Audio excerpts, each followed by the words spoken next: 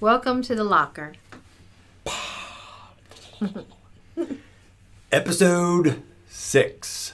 Topic for the day is sorry, wrong number. And we are talking about fat loss, not weight loss, because they are not the same thing, right? Right. Very different. You don't want to lose just weight because you could be losing muscle mass and all that. So fat loss is the topic of today. And we're going to talk about the fact that most people that are on a fat loss journey are looking at the wrong number. What they're looking at is the scale. That thing will lie to you, right? Right.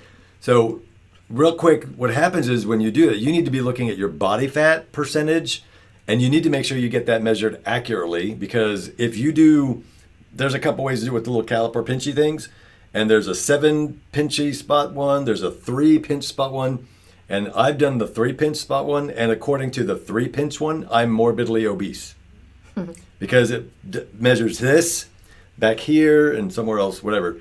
It was like, so the 3 is not 100% accurate. You have to just make sure you get it done right. And you can Google how to do that. We're not going to talk about that today. But you have to make sure that you do have your body fat calculated correctly. All right, so Kristen's going to talk a little bit about her very own experience with the fat loss versus weight loss and the scale thing. So she's going to explain her experience. So many years ago, I did a weight loss journey. I wanted to lose weight. I kept saying, I just want to lose weight. And John kept saying, think about the clothing size. That's the main thing. But no, in my head, I just wanted to lose weight. And that's usually what most people say. Mostly women say, I want to lose weight. On the scale is what they're guiding everything towards. So when we were doing this one program, I won't say exactly which program it was a lot of strength training, a lot of weights. I gained a good amount of weight doing that program. And I was so frustrated, and I kept weighing myself, and John would say, don't weigh yourself. But the clothing size, I went from a size 12 to a size 6/8. Mostly it was 8, but I did wear some 6s. And it took a while. It took about maybe 6 months. But I got tight, and I was solid and muscular, but my weight went up. So that was one thing. I kept focusing on the weight, but you don't really need to focus on the weight. Yeah, so when we work with clients, the first thing we'll do is, well, for most of them, we will weigh them, do their measurements, their body fat, and take a picture. And then we tell them, don't get on the scale.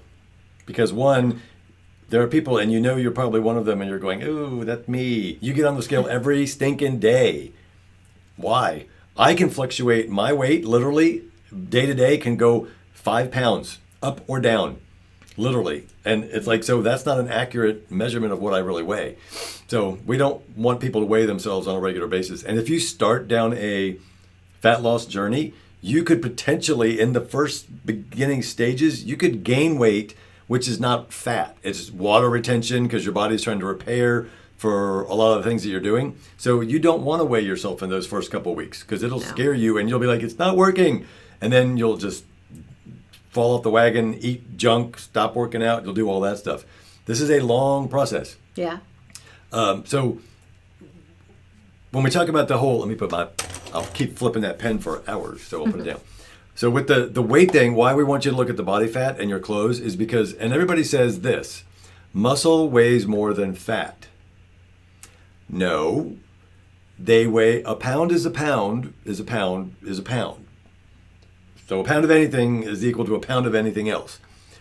So that's not true. What they mean by that, so we're going to explain it, is that a pound of muscle takes up less space than a pound of fat, right? Mm-hmm. So if you have 10 pounds of muscle, okay, this is not accurate, not to scale, but if this is 10 pounds of muscle, 10 pounds of fat would look like this, right?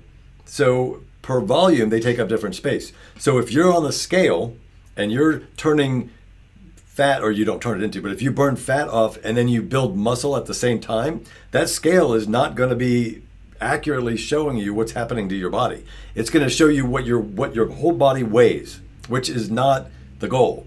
Because, I mean, if you're 500 pounds, the scale in the beginning will show you accurate stuff because you're going to be dropping a lot more fat.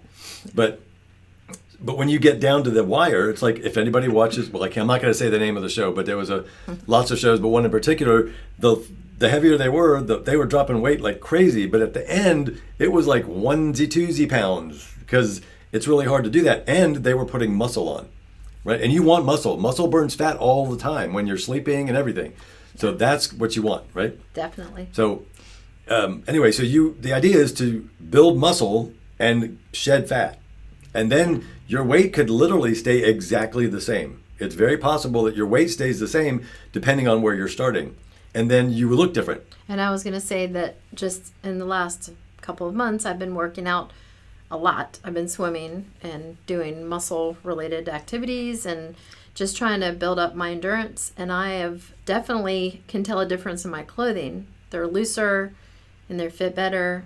And I weighed myself in the beginning, but I haven't lately at all, probably in the last month. And I did lose some weight in the beginning of that, probably about 13 pounds altogether. But I'm not going to weigh myself. I'm just going to keep working out and eating right. I've been eating whole foods and salads. Almost every day I have a salad now with protein in it and tons of veggies. And I still eat once in a while, bad stuff, once in a while.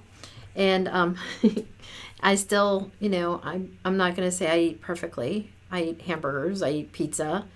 I just try to keep it whole food. I try to keep as much possible. We make it, or if we go out, we find the restaurants that have the healthiest options. I don't eat any prepackaged meals. I don't eat anything like that. I don't eat frozen dinners. I eat all whole foods. I go mostly to farm markets. You can find things at real reasonable prices at farm markets. I try to keep it grass-fed beef and stuff like that when we eat, and free-range chicken. I try to keep it as healthy as possible. That might be a little bit more money, but you're also supporting local farmers. So that's very important to put back into the economy. Your local farm, it's very important to do that. Mm-hmm. Yeah. So anyway, there's you have it. There you have it. Sorry, wrong number. Now, when you're doing your journey, make sure you're judging and monitoring the right number.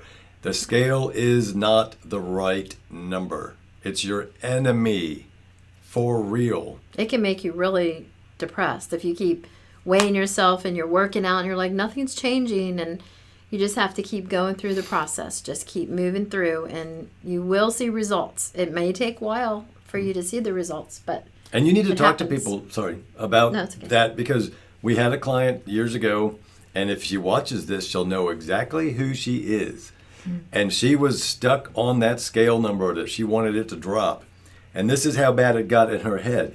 She was at a store trying on clothes. I don't know if that's when she actually sent me a text or not, but right around that time, she sent me a text saying, oh my gosh, I just bought a dress and it was 2 sizes smaller. And I was like, yay, this is awesome. That was your goal.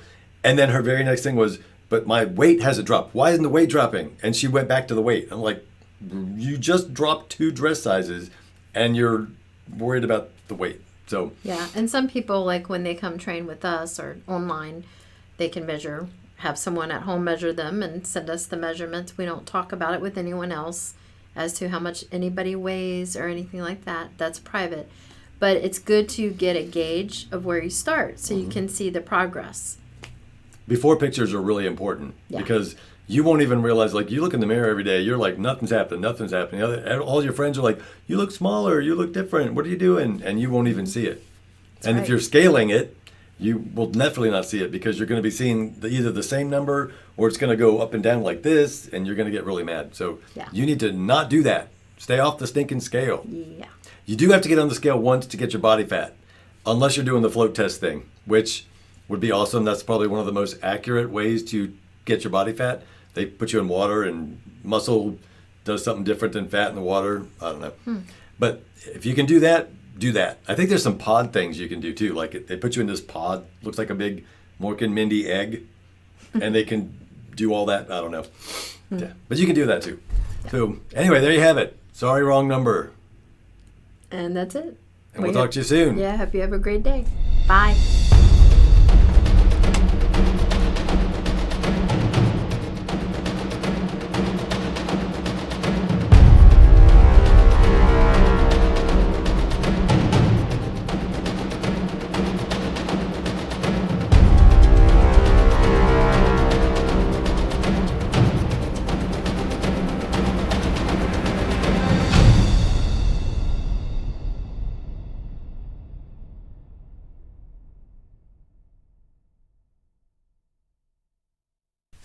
Subscribe. Subscribe. Subscribe. Yeah. Hit the button. Yeah, hit the hit it. button. Hit Hit it. the button. Hit it. Do it. Hit it. Do it. You Go can do on. it. Subscribe. Subscribe.